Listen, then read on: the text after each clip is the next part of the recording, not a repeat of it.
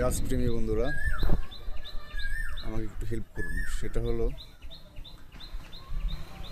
এই ড্রাগন গাছের কি কোনো হয় যে এই জাতের গাছে কোনো ফল দেয় না, বা এই জাতের গাছে ফল দেয়, বিভেদ আছে কি না?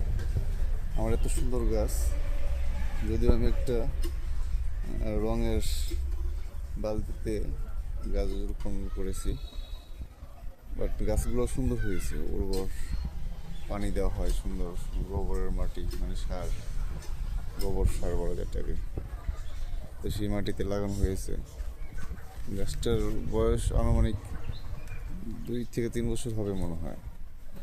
তো যাই হোক, গাছটাতে মানে যেভাবে তার উর্বরতা, সেটা দেখলে বোঝা যায় যে এই গাছটাতে ফুল দিবে বা ফল দেয়। দু একটা, বেশি না দিলেও কিছু পরিমাণ তো অবশ্যই সেটা দেয়। বাট এখন পর্যন্ত আমি একটা ফুলের দেখতে পারিনি।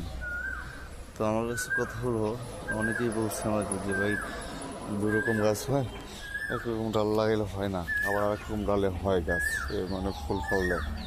তো যারা এই গাছ সম্পর্কে ভালো জানেন, তারা একটু কাইন্ডলি বলবেন যে আসলে আমার এই গাছটাতে কি কখনো ফুল ফলা পাওয়া আশা করা যেতে পারে, নাকি গাছটাকে সৌন্দর্য হিসেবে রেখে দিতে হবে।